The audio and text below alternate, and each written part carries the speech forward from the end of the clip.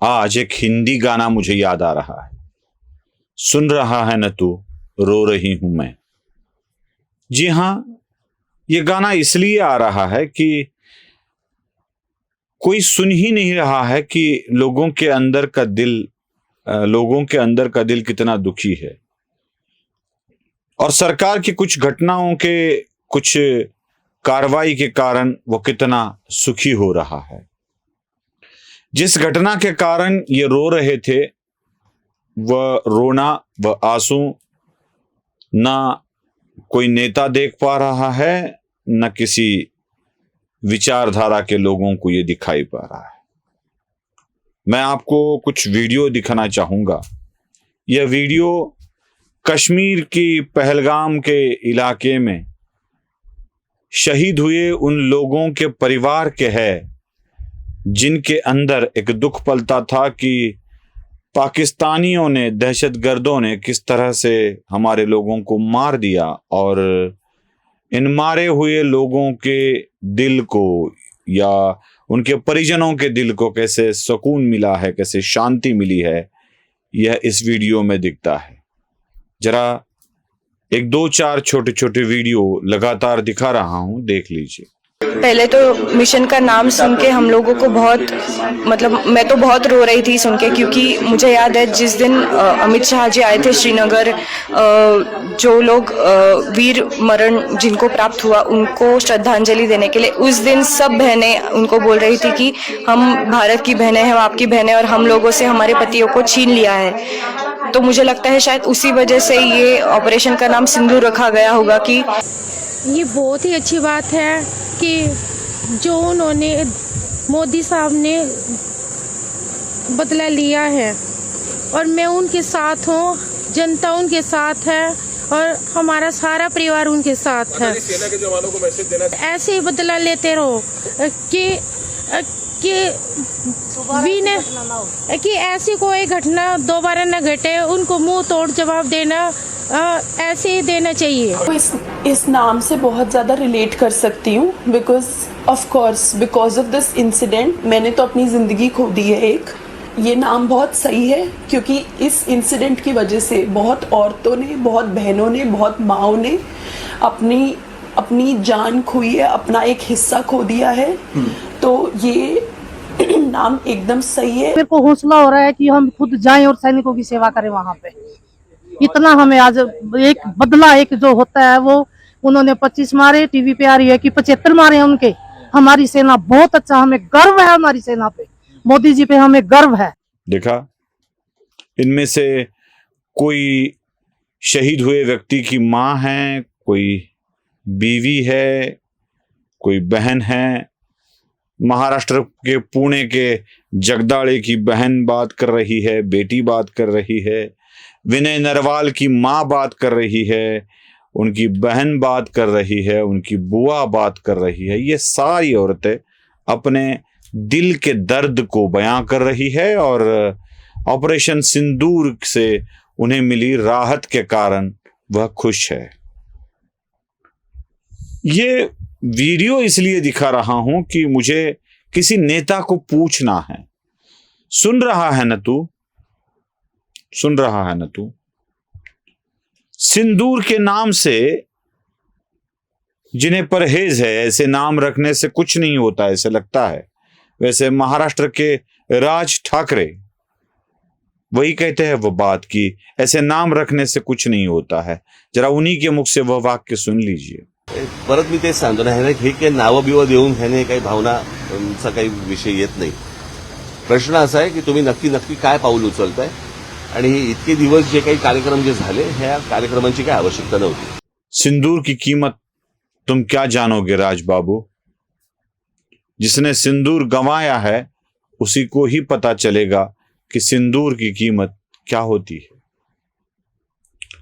और उन्हीं के दर्द पर मरहम लगाने के लिए देश के प्रधानमंत्री ने भारतीय सैन्य बल को अधिकार देते हुए ऐसी मुहिम चलाने के लिए कहा जिससे इन लोगों को तो राहत मिले ही मिले, लेकिन दहशतगर्दों को करारा जवाब मिले। राज जी क्या ये आप जानते नहीं हो? किस बेदर्दी से आपने उस मामले को भी भुला दिया। मैं आपकी वो प वाली भाषा और क्या नाम है उसका, पहलगाम वाली भाषा भी दिखा देता हूं, देख लीजिए। काय आपल्याकडे भारतात जो आता कुठे ते पहलगाम कुठे ते पहलगाम कुठे ते पहलगामला जो हल्ला झाला, क्या देश की जनता को लगता है राज ठाकरे इतने जल्दी भूल गए होंगे? बस पूरे मामले को राज ठाकरे को अंडर प्ले करना था। सच में तो भूल नहीं सकते। राज ठाकरे के वक्तृत्व के तो लोग दीवाने हैं। उनकी सभाएं, उनकी रैलियां सुनने के लिए हजारों की, लाखों की भीड़ उमड़ पड़ती है। इतिहास के कई संदर्भ राज अपने भाषणों में बता देते हैं। वर्तमान की कई घटनाएं राज अपने भाषणों में बता देते हैं। क्या राज इतनी जल्दी भूल जाएंगे?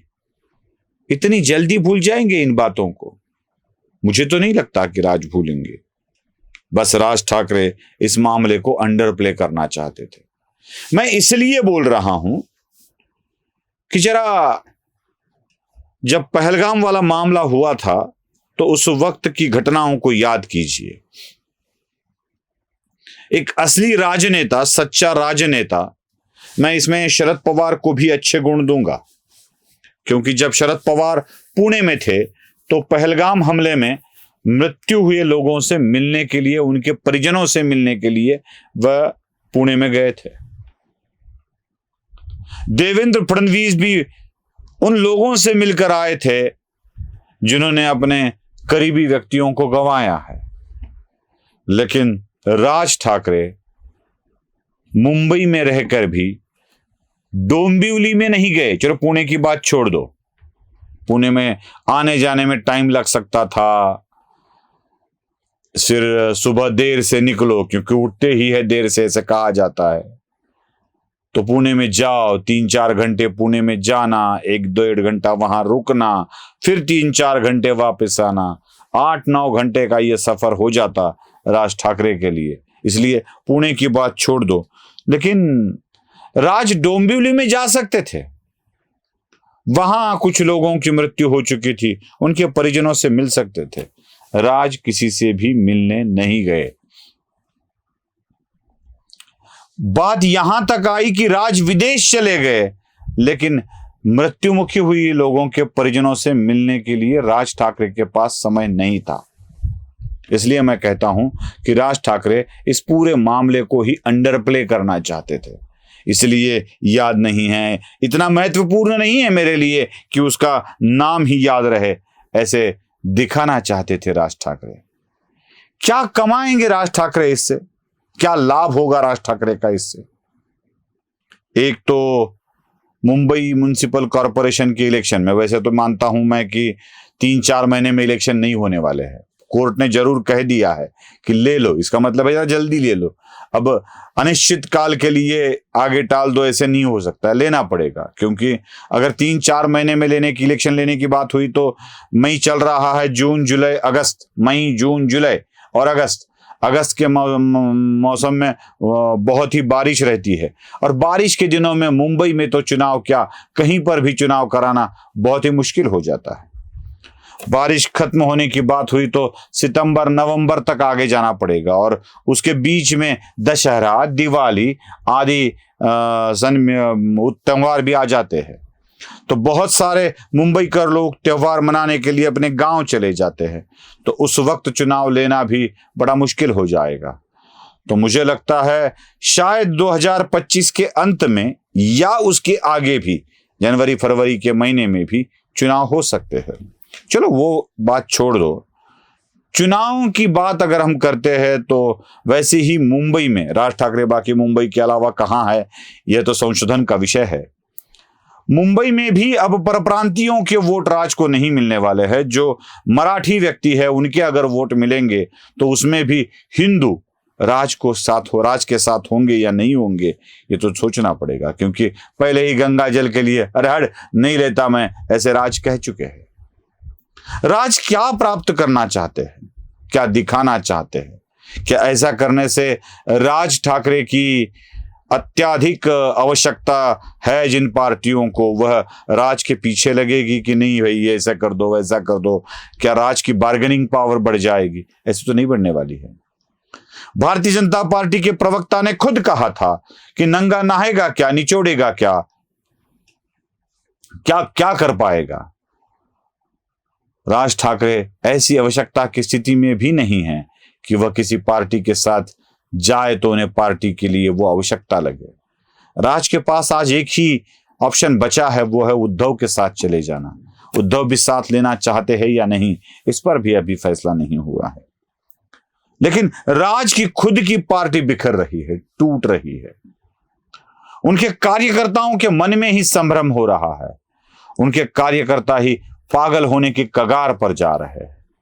जो कार्यकर्ता सच्चे दिल से, सच्चे मन से काम करते हैं, जिनकी क्षमता है, उनके हाथ में कुछ भी तो नहीं दिया जा रहा। और ऐसे निराश, हताश कार्यकर्ता जो कुछ कर सकता है वो कहीं और भी जा सकता है। राज को ये क्यों समझ नहीं आ रहा? बस राज के इन वक्तव्यों को देखने के बाद वैसे ही लगता है कि कितनी पंडित जैसी बातें करते हैं, कितने तेजस्वी लोग होते हैं ये, कहां से आते हैं इतने तेजस्वी लोग। नमस्ते।